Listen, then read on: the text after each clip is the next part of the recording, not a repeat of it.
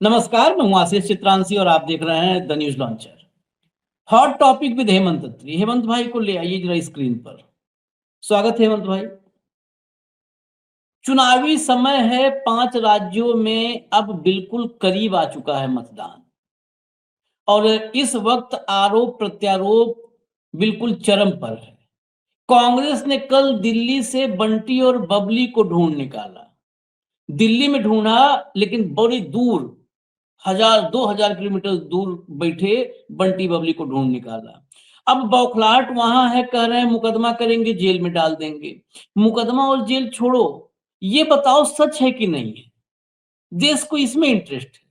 मुकदमा करके जेल डालने का सिलसिला तो 12 साल से चल रहा है, तो पूरा देश देख रहा है कि जो आपका चेहरा दिखाता है, जो नकाब आपके चेहरे से उतारता है, उसको जेल में डाल देते हो। ये बड़ी लंबी फहरिस्त है। एक छोटे से रिपोर्टर को जो दुनिया में नहीं रहा, मिर्जापुर में आपके मिड डे मील की दाल दिखाया था, वो दुनिया से चला गया, जेल गया और फिर दुनिया से गया। और वहां से लेके सोनम वांगचुक तक बड़ी लंबी फहरिस्त है। मेरे पास गिनवाने लगूंगा तो गिनते रह जाओगे। तो जेल उल वाला छोड़ो मामला, ये बताओ कि 52,000 करोड़ रुपए सही में रखा है क्या? ये बताओ कि दुबई में वाकई प्रॉपर्टी बना रखी है क्या? ये सब बताना है। आप नहीं बताओगे तो राहुल गांधी और आगे आगे बताएंगे। राहुल गांधी ने भी अब बिल्कुल लड़ाई दूसरे मोड में पहुंचा दी है। जैसे ईरान और अमेरिका का युद्ध हर दिन नए फेज में जा रहा है ना, वैसे ही राहुल गांधी हर दिन नए फेज में ले जा रहे हैं। मोदी और मोदी की कंपनी के खिलाफ जो लड़ाई है ना, उसको नए फेज में ले जा रहे हैं। अब इस युद्ध में बिल्कुल वही स्थिति है। अमेरिका और इजराइल आए थे ईरान से युद्ध करने और 100 घंटे में खत्म कर लेंगे, सब कुछ उनके मनमाफिक होगा, सोचा था। लेकिन अब पूरा युद्ध ईरान जैसे चाह रहा है वैसे चल रहा है। पूरा युद्ध अब अमेरिका और इजराइल के हाथ में युद्ध है ही नहीं है। युद्ध में क्या होगा सब ईरान तय कर रहा है। वही हालत अगर मैं पॉलिटिक्स में उस युद्ध को थोड़ा सा तुलना करूं, कई बार कंपेरिजन ऐसे करते हैं जो नहीं लोगों को लगता है करना चाहिए, लेकिन हम जुड़ते हैं। वही कंपेरिजन करें तो मोदी ने 12 साल पहले से राहुल गांधी के खिलाफ कीचड़ गंदगी उछालने का युद्ध शुरू किया था। लेकिन वो युद्ध अब ऐसे फेज में आ गया है जहां पर हर दिन राहुल गांधी तय करते हैं कि युद्ध में क्या होगा, और उस युद्ध के व्यूह में उलझे हुए साहेब अपनी पोल खुद खोलते हैं। अब ये चर्चा कई बार आप सबने सुनी, हमने, हेमंत भाई, हम लोगों को तो बहुत सारे इनपुट्स हैं, बोलते नहीं, बहुत सारी चीजें हैं। अब अडवाणी से लेकर के और कहां कहां एक एक कहानी बताए लगेंगे तो अलग विषय हो जाएगा। लेकिन राहुल गांधी ने आज मंच से बम फोड़ दिया, बता दिया मोदी क्या करते हैं अपने मंत्रियों के साथ। मोदी अपने मंत्रियों के साथ, अपने सीनियर लीडर्स के साथ, जो बुजुर्ग, सीनियर से भी नहीं क्लियर होगा, बुजुर्ग, जो बुजुर्ग नेता है भाजपा के, उनके साथ बदतमीजी करते हैं।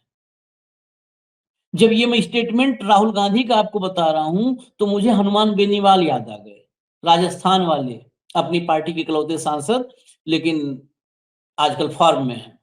वो आजकल नहीं, हमेशा से फॉर्म में थे। बीच में थोड़ा भाजपा से भी करीब हुए थे और शायद जब करीब हुए तभी उन्होंने बहुत सारे सच देख लिए। हनुमान बेनीवाल का एक पुराना क्लिप मुझे याद आ गया, हेमंत भाई ने ढूंढ के निकाला। उसमें उन्होंने बताया था कि अमित शाह अपने साथियों को, मंत्रियों को लात मार के दफ्तर से बाहर निकालता है। यही उनके उनके वाक्य उनका था, बिल्कुल वाक्य। तो आज राहुल गांधी ने पूरे देश के राजनेता और भाजपाइयों के लिए भी मुझे लगता है कि ये वक्त सोचने का है। अगर ऐसी बात है कि प्रधानमंत्री अपने मंत्रियों से बदतमीजी करता है, सीनियर लीडर्स से बदतमीजी करता है, बुजुर्ग नेताओं से, तो ये सोचने की बात है। राजनीति, लोकतांत्रिक राजनीति ऐसी नहीं चलती है। ये जिनपिंग और पुतिन कर सकते हैं, किम जोंग कर सकता है, मोदी कोई करने का अथॉरिटी नहीं है।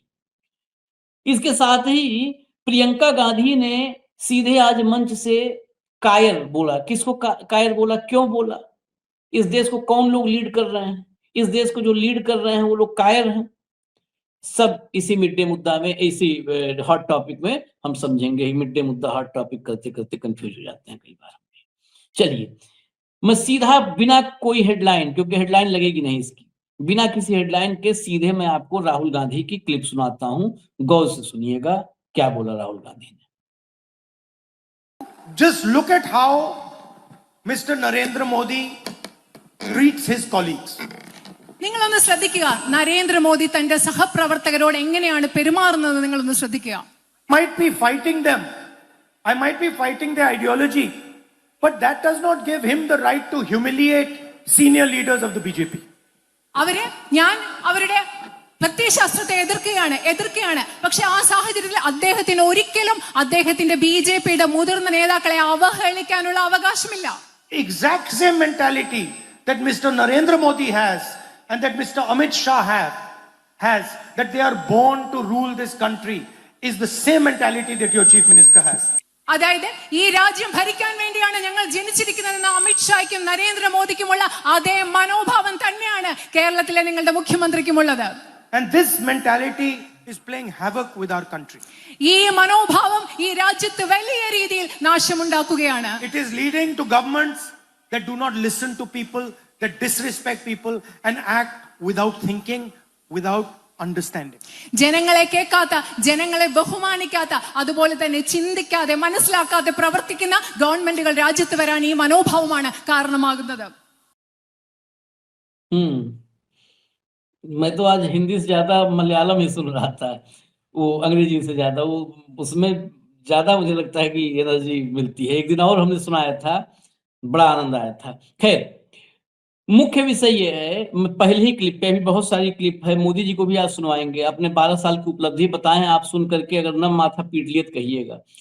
लेकिन पहले इसी क्लिप पर, हेमंत भाई, इसकी चर्चाएं तो खूब होती हैं, ऐसा नहीं है, भाजपा में भी चर्चा होती है और हमें आपको तो नाम के साथ पता है, और भाजपा के बहुत सारे, भाजपा में बहुत मित्र हैं, मेरे निजी तौर पर बहुत मित्र हैं, हाँ बहुत, तो गिनती नहीं है, तो सब हकीकत वो बताते हैं. लेकिन आज मंच से मुझे लगता है पहली बार किसी ने बताया कि मोदी जी अपने कलीग्स के साथ, अपने सीनियर लीडर्स के साथ, बुजुर्गों के साथ बदतमीजी करते हैं.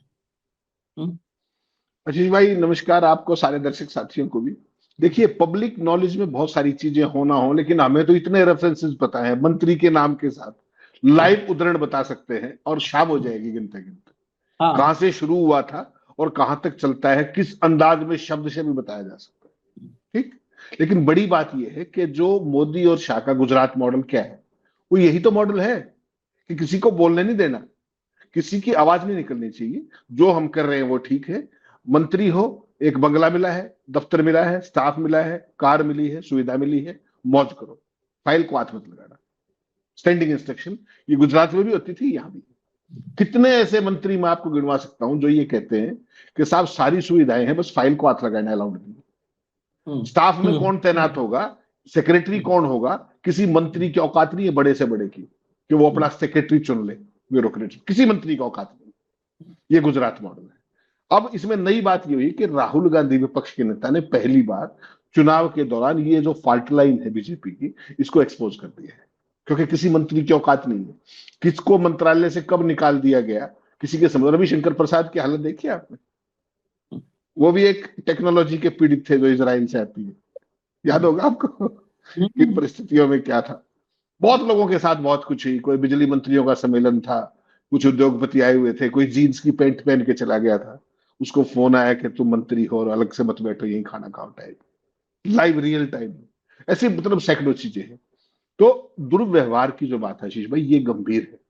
कुछ चीजें हैं जो पर्दे के पीछे, ठीक, जिसमें से हनुमान बेनीवाल वाली जो एक घटना है, मुझे लगता है दिखानी चाहिए, अगर आपके पास वो स्थिति हो तो दिखाने की.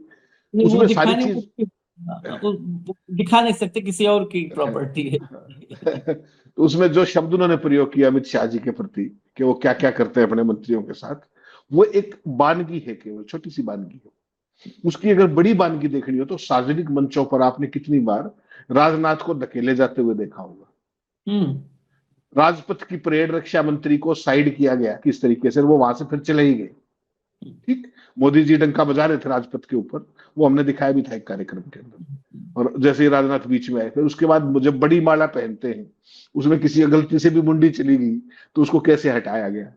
मंच पर जब जा रहे हैं, कैसे पार्टी प्रेसिडेंट को साइड किया जाता है. और जो ये आपके बिहार वाले नए प्रेसिडेंट आए, इनका तो पहले दिन ही मुहूर्त कर दिया था, आपको ध्यान होगा, हमने शो भी किया था कि जब वो चढ़ के जा रहे थे और उनको किस तरीके से पीछे से खींचा गया था.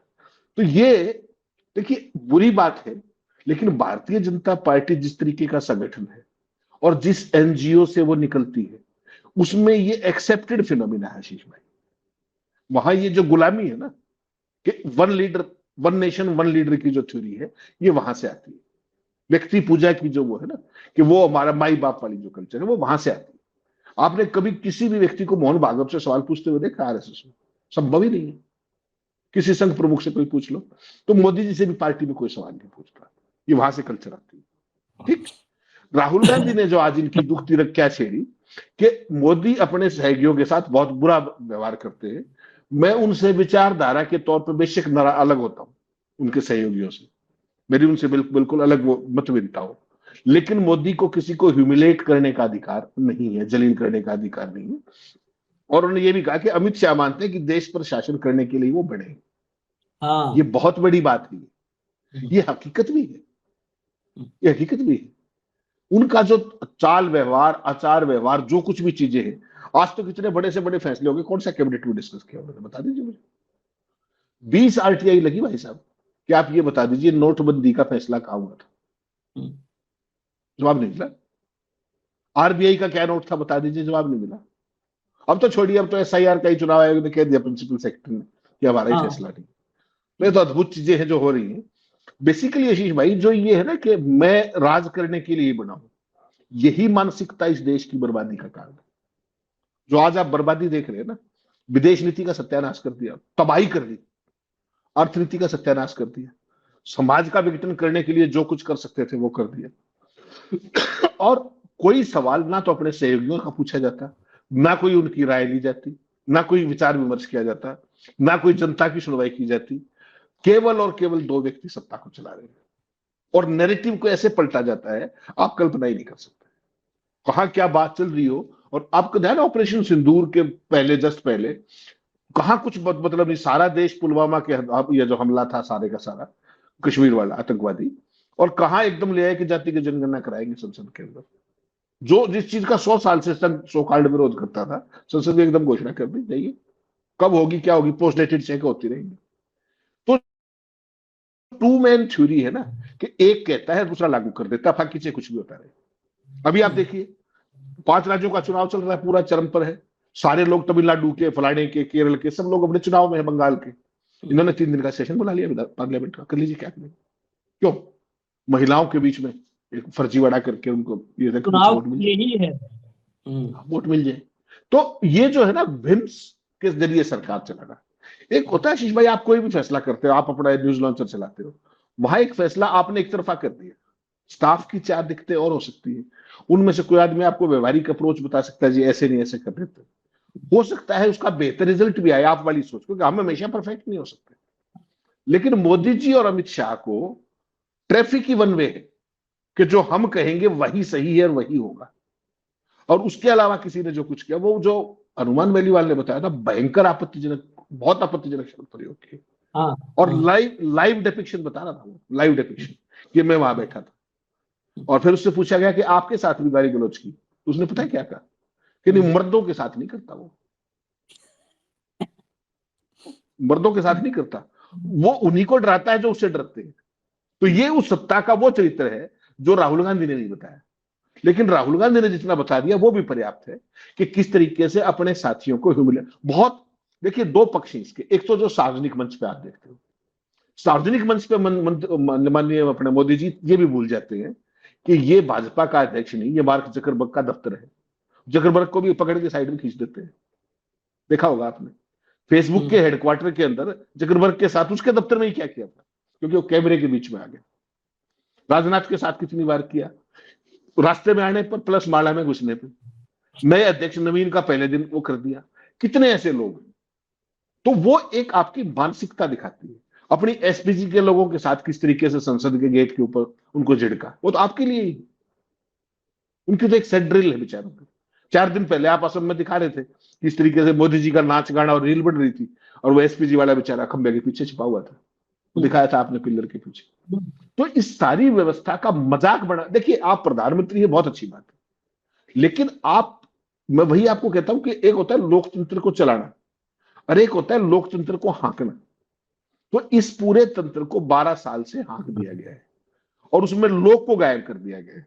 अब केवल 2 है, ये दो एजेंसियों को भी चलाएंगे, संसद को भी यही दो तय करेंगे, कानून भी यही बताएंगे, कब क्या होगा कैसे होगा वो भी बताएंगे। कल राहुल गांधी ने बड़ी खराब बात की थी, उन्होंने कहा था जैसे ही मैं बोलना शुरू किया, मोदी ने शाह को कहा, शाह ने चेयर की तरफ देखा। वो भी बहुत भयंकर एक्सपोजर था, लोगों ने समझा नहीं उस बात को। बहुत बड़ी बात थी वो, कि किस तरीके से हाईलाइट किया वो कि जो सब कैसे किस तरीके से आप वाला सिस्टम काम करता है वो उन्होंने बता दिया था। और आज उन्होंने अगली पोल खोल दी कि ये मिसबिहेव करते हैं अपने स्टाफ के, अपने लोगों के साथ, और उनमें तमाम लोग इनसे सीनियर हैं। फॉर एग्जाम्पल नितिन गडकरी पहले अध्यक्ष रहे भाई पार्टी के, राजनाथ तो 2 बार अध्यक्ष रहे, मोदी से कहीं सीनियर है। उससे पहले सुषमा स्वराज का हाल देख लीजिए, जब मंत्री थी, ट्वीट करने के अलावा, लोगों के पासपोर्ट दिलवाने के अलावा उसको कोई काम कभी नहीं दिया। ठीक, यहां पर अगर किसी का जलवा जलाल रहा है इन 12 सालों में, तो एक अरुण जेटली थे और दूसरे अमित शाह है। इन 3 के अलावा आप किसी का महकमा भी पूछोगे तो शायद किसी को याद ना आए। मंत्री बड़े बड़े थे, स्मृति ईरानी टाइप के लोग थे, कुप्पड़ और तमाम लोग, लेकिन उनके महकमे में उनका कुछ नहीं था। वो सब बिल्कुल फिक्स है कि फैसले कहां से आएंगे। ये जो चीज है ना, कि बिल्कुल 2 आदमियों के ऊपर केंद्रित सत्ता, उनकी नीतियां पता नहीं कहां से आती है। जैसे कोविड वैक्सीन को लेकर के पूरी दुनिया में अब जो सारा खेल सामने आ रहा है, बिल गेट्स का, इन सब का, भारत में किस तरीके से वो चीजें की गई थी, भारत में अब युवतियों के लिए जो वैक्सीन लाया जा रहा है, ये सारी चीजें इतने गहरे क्लाउड के अंदर है कि इनको समझना मुश्किल है। और ये डेमोक्रेसी का मतलब क्या होता है, कि सारी चीजें पब्लिक डोमेन में चर्चा हो। आप डोमेन की बात करते हो तो कैबिनेट में चर्चा नहीं होती। आपके महकमे में कौन सा फैसला कर दिया, आपको प्रधानमंत्री घोषणा से पता लगता है। याद है आपको स्वच्छता अभियान के लाल किले से घोषणा की थी, वो महकमे के मंत्री को ही नहीं पता था।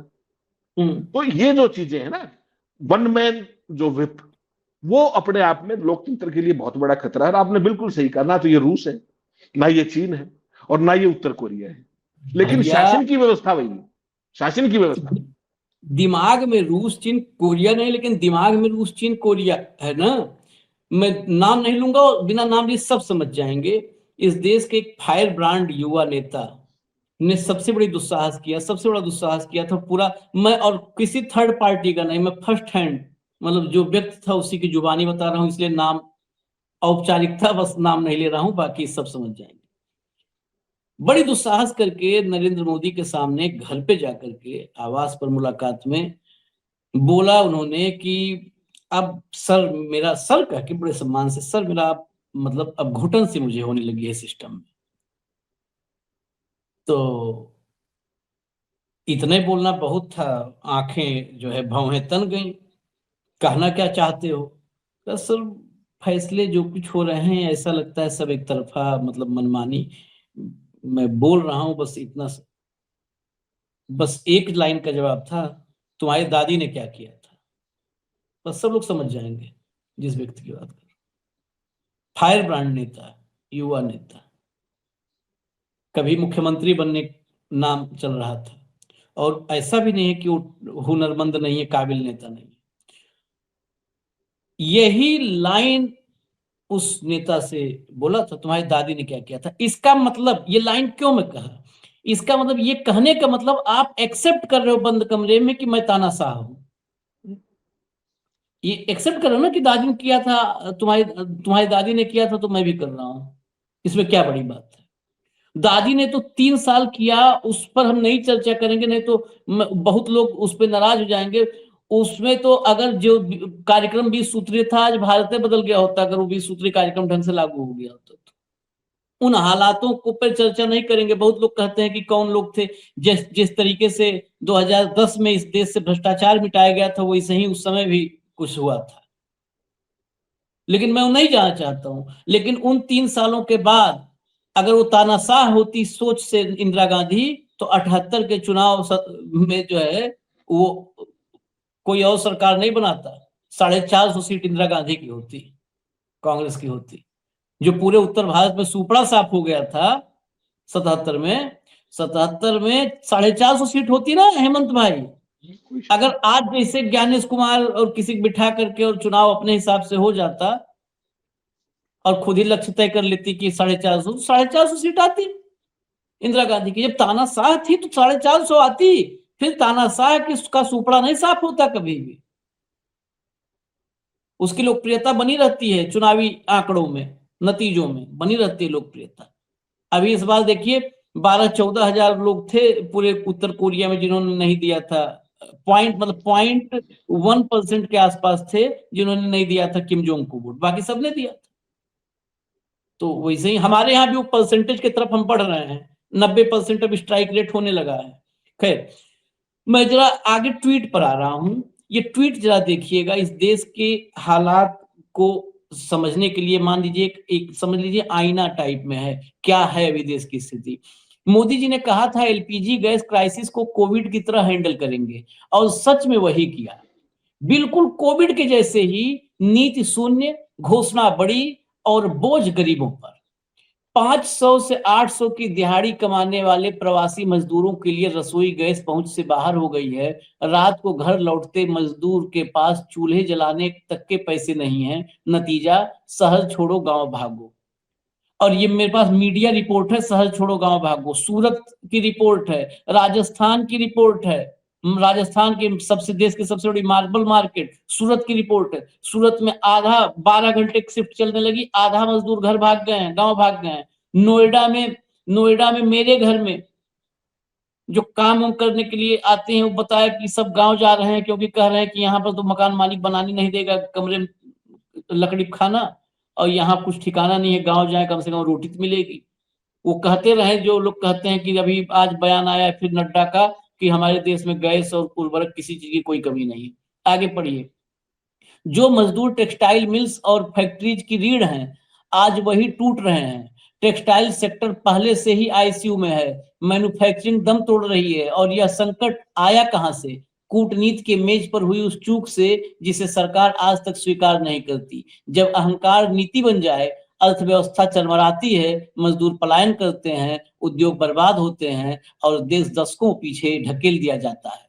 सवाल एक ही है, हर संकट में सबसे पहले गरीब क्यों मरता है? चुप मत रहो, यह सिर्फ गरीब का नहीं, हम सबका सवाल है। ये ट्वीट शायद मतलब सतही तौर पर जो लोग देखेंगे उनको शायद इसको समझने में भी मुश्किल हो, और अंधभक्तों को कभी नहीं समझ में आएगा। इस ट्वीट में इस देश की, जैसे कहते हैं ना कि देश की वेदना, बहुत सारे लोगों ने किताब लिखी कि उस दौर में देश की एकदम झलक मिल गई, क्या देश की पीड़ा और वेदना थी। इस ट्वीट में, छोटे से ट्वीट में, इस देश के आंसू, देश की वेदना, देश की अर्थव्यवस्था कोलैप्स कर रही है, वो सब कुछ इस छोटे से ट्वीट में है कि नहीं हेमंत भाई? नहीं, ग्राउंड रियलिटी है, ये ग्राउंड रियलिटी है, और सरकार को आईना है। हर बात को केवल उस तरीके से नहीं देखा जाना चाहिए। कितने साधारणतम शब्दों के अंदर कितनी सटीक बात, दो टूक, नो नॉनसेंस के साथ। तो विपक्ष का जो काम है, उसका काम है सही पिक्चर आपके सामने प्रस्तुत करना, और आपका काम है कि जो सही चीजें हैं उनको स्वीकार करके उन पे काम करिए। चाहे विपक्ष की मदद लेनी पड़े, चाहे आप अपने हिसाब से कीजिए। तो अपने हिसाब से तो केवल विजन के नाम पर टेलीविजन ही, रील बनाना शुरू कर दिया अब तो, और सारे काम शुरू कर दिए। और जब बिल्कुल ये उन्होंने सही कहा कि कोविड की तरह वही सारी स्थिति है कि ना कोई नीति है, ना कोई विजन है, ना कोई चीज है, सबका सब गरीबों के ऊपर आएगा। ये केवल, और चुनाव की वोटिंग हो जाए आपके सामने, सारी चीज आपके सामने क्लियर हो जाएगी। कुल मिला के आशीष भाई, जो पूरी परिस्थिति है ना इस सरकार के अंदर, मैं आपको कई बार कहता हूं, जब 2014 की शुरुआत में चंद लोग थे, 3-4 ज्यादा नहीं, टैलेंट का बहुत भारी इसके अंदर, पहली बात तो है ही नहीं टैलेंट पूरी सरकार के अंदर, और टैलेंट की इनको एक्स्ट्रा में जरूरत भी नहीं, अपने आप इनको टैलेंट चाहिए ही नहीं, और बाहर का कोई टैलेंट इनको सजेशन भी दे दे तो वो इनको स्वीकार्य नहीं, क्योंकि ये सब कुछ जानते हैं, सर्वज्ञाता है। ये भी गुजरात मॉडल का एक वो अभिन्न अंग है कि सब कुछ हमें ही पता है। तो मेरा ये मानना है कि खुद को समझदार मानना बहुत अच्छी बात होती है, लेकिन सामने वाले को, पूरे देश को मूर्ख समझ लेना, ये बहुत लंबा समय लोकतंत्र में चलता नहीं। मोदी जी और शाही एक्सपेरिमेंट को कितने दिन तक खींचते रहेंगे, कितने दिन तक इस देश को विमर्श पे आंकते रहेंगे, ये कहना मुश्किल है। लेकिन जो ये सवाल है, जो कुछ आप सबके सामने आ रहे हैं कि गरीब क्यों मर रहा है, आप तो गरीब का ठेका लेकर के आए थे, और गरीब की जो परिस्थिति है हर सेक्टर के अंदर, वो आप देख लीजिए। और ये जो परिस्थिति अभी आप देख रहे हैं ना, ये तो केवल छुपाई जा रही है आपके पॉमेरियंस के द्वारा। ग्राउंड रियलिटी जब देखेंगे ना, जिसमें बड़े पैमाने पे मजदूर जा रहे हैं, वो चूंकि अभी बल्क के अंदर नहीं है, 100 कहीं से चले गए, 50 कहीं चले गए, तो वो वॉल्यूम उतना नहीं बन रहा है। और इनको तो, जब आपने देखा था कोविड के दौरान लाखों लोग जब सड़कों पर थे, इन्होंने तब भी उनकी कोई मदद थोड़ी की थी, लठी मारे थे उनको। पर्चे दर्ज किए थे, गिरफ्तारी किया था, किसी की मदद थोड़ी की। नहीं तो इजिली उनको भेज सकते थे, सारे साधन थे। लेकिन लॉकडाउन के जरिए जो कुछ किया गया, इनकी जो सोच है ना आशीष भाई, वो केवल लठ की सोच है। इनकी सोच है केवल हांकने की, सत्ता के संचालन की सोच नहीं है। देश को डरा के रखो, देश को भ्रम में रखो, और केवल लफाजी के सहारे जुबानी जमा खर्च और भक्तों की सेना प्लस पोमेरियन, वो इनकी एडेड एडवांटेज है, वो इनकी वादर सेना है। उस सारे खेल में इस देश को वहां लाके खड़ा कर दिया जहां कभी हमने कल्पना भी नहीं की थी। कोई भी संकट हो, दुनिया में सबसे ज्यादा बुरे तरीके से भारत प्रभावित होता है। क्यों? क्योंकि हमारे पास ना विजन है, ना हमारे पास कोई प्लान है, ना कोई समझ है। तो ये सत्ता जो है, इसलिए गरीबों का नाम लेकर के गरीबों के लिए सबसे ज्यादा घातक है, ये कहने में मुझे कोई संकोच नहीं। मैं आज फिर दर्शकों से क्षमा मांगते हुए मोदी जी के क्लिप चलाऊंगा। सुनिएगा, 12 साल में मुझे लगता है पहली बार है जब कैमरे पर नरेंद्र मोदी ने, भक्तों को लग रहा होगा कि बहुत डंका बजाया है, लेकिन आप सुनिएगा, आज इसलिए सुनवा रहा हूं कि इस छोटी सी क्लिप में 12 साल के नरेंद्र मोदी की नाकामी पर मुहर लगी है। छोटी सी क्लिप में ये स्वीकारोक्ति है, ये कबूलनामा है कि मैं कुछ नहीं किया, निकम्मा हूं, 12 साल कुछ नहीं किया। जरा सुनाइए क्लिप, और आप लोग नोट करिएगा, वो आप बता रहे हैं ना 12 साल में क्या क्या किया, नोट करिएगा, मैं भी नोट कर रहा हूं, करिए नोट।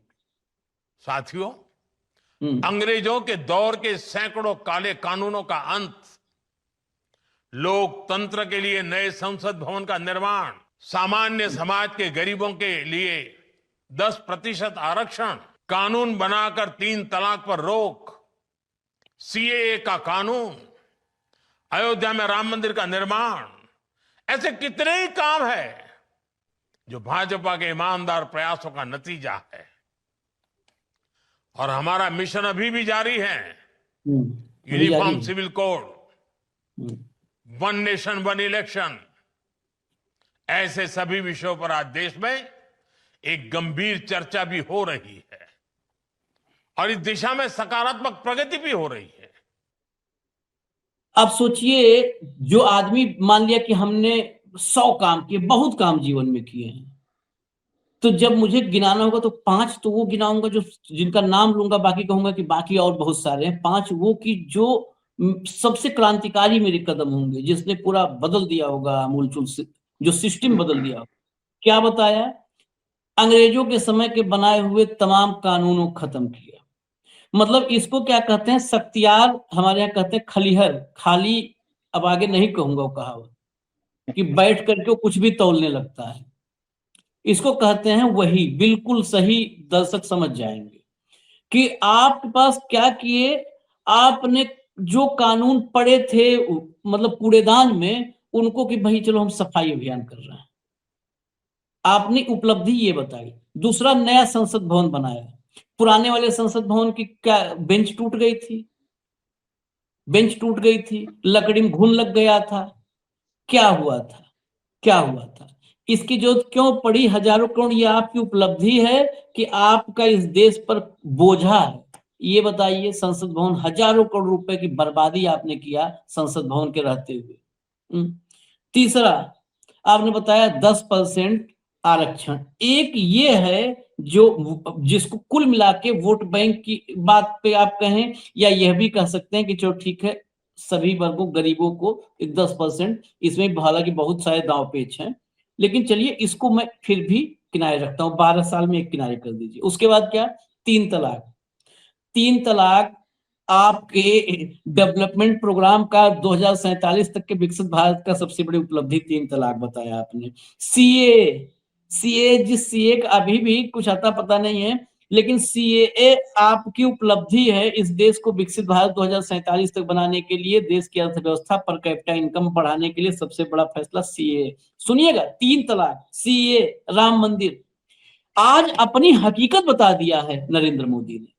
इनकी उपलब्धि है काले कानून, अंग्रेजों के समय कानून खत्म करना, नई संसद बनाना, 3 तलाक, सीएए, राम मंदिर, और आगे इनका क्या है? यूसीसी और 1 नेशन 1 इलेक्शन। अब आप बता दीजिए हेमंत भाई, मैं मुंह बंद करता हूं, जरा खाली आप बता दो कि ये नरेंद्र मोदी 12 साल में कितनी बड़ी कामयाबी है। टाइम ज्यादा हो रहा है, लेकिन बताओ। आशीष भाई, बहुत ही नट शेल के अंदर केवल 2 लाइन की बात है।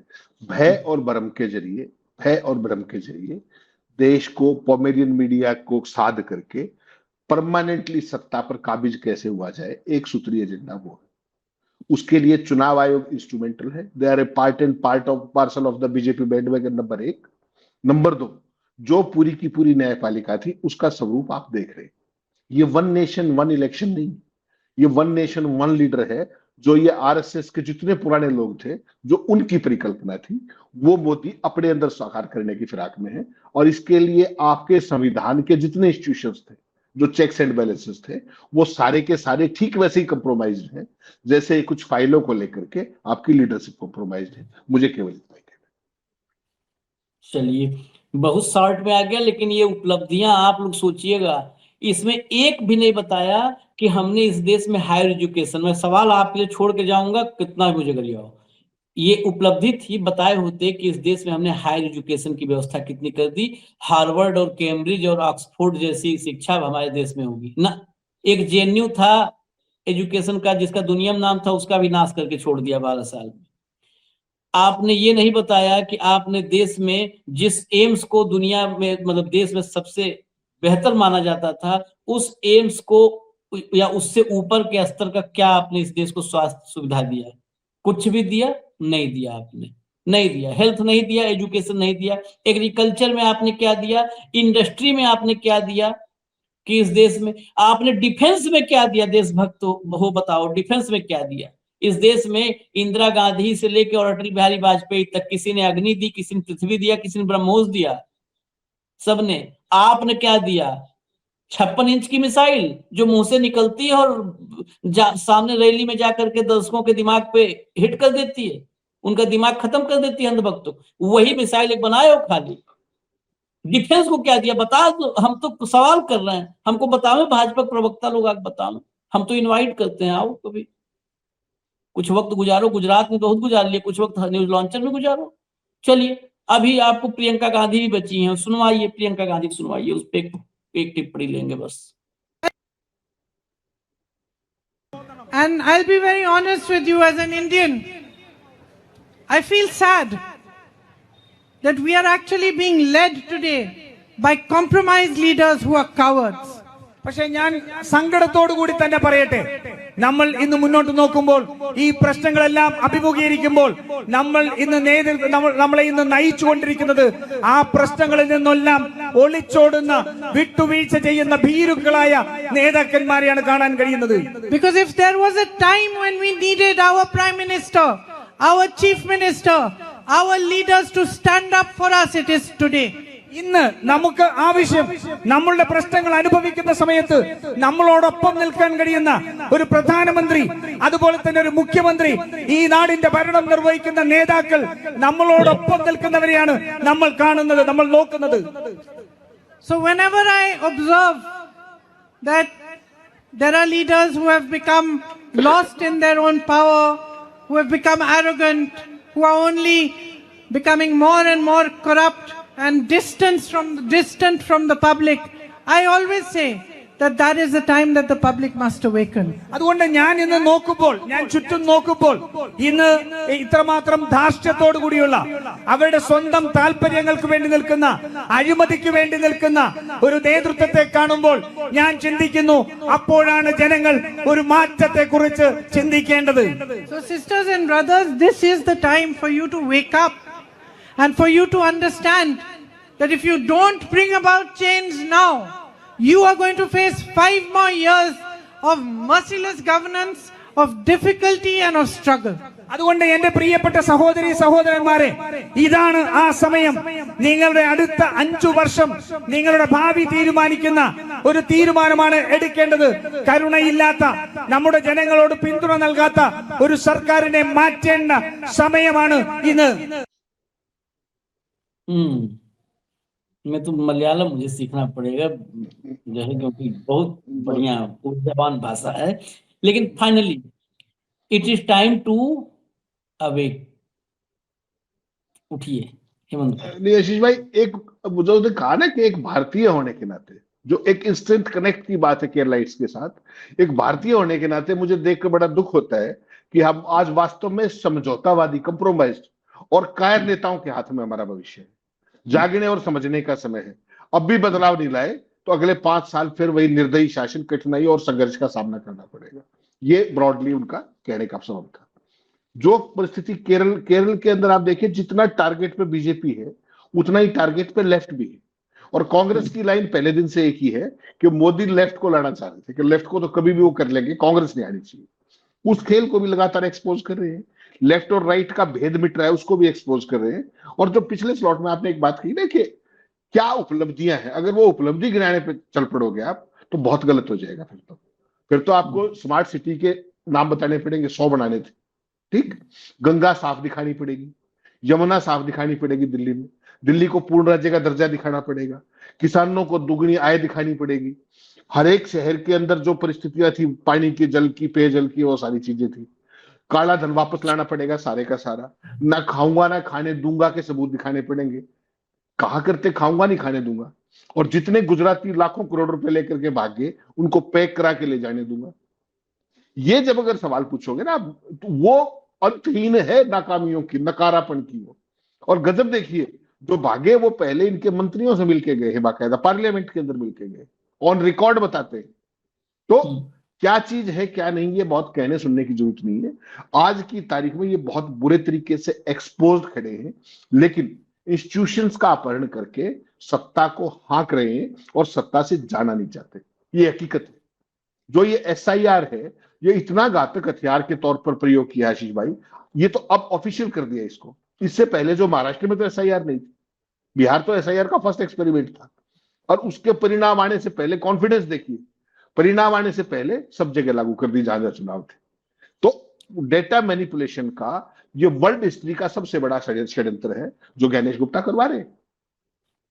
लोकतंत्र कहां बचा? मैं फिर वही कह रहा हूं, डेमोक्रेसी के नाम पर देश को बनाना रिपब्लिक बनाने का षड्यंत्र, ये देश के लोगों को समझना पड़ेगा। ये वन नेशन वन इलेक्शन बिल्कुल नहीं है। ये वन नेशन वन लीडर और वन पार्टी की दुकान जमाने का खेल है। देश के लोगों को जाग जाना चाहिए, उतनी सी बात है बस। चलिए, प्रियंका गांधी ने भी कहा जागने के लिए, हेमंत भाई भी कहा जागने के लिए। हम तो सुबह से तो शाम तक, रात तक जगाते ही रहते हैं, जागते रहो चौकीदार टाइप में। तो खैर, चौकीदार कहने में डर लगता है कि मैं भी चौकीदार, पता चला कि ब्रैकेट में मोदी परिवार, मैं भी चौकीदार, न कोई समझ ले। इजाजत दीजिए हमें, हम फिर आते हैं क्योंकि खबरें और भी हैं, अपडेट्स और भी हैं, चुनाव से भी जुड़ी, मोदी जी से भी जुड़ी, देश से भी जुड़ी और मिडिल ईस्ट से भी जुड़ी। तो फिर आते हैं, अभी एक विराम। धन्यवाद हेमंत भाई, बहुत बहुत धन्यवाद, नमस्कार।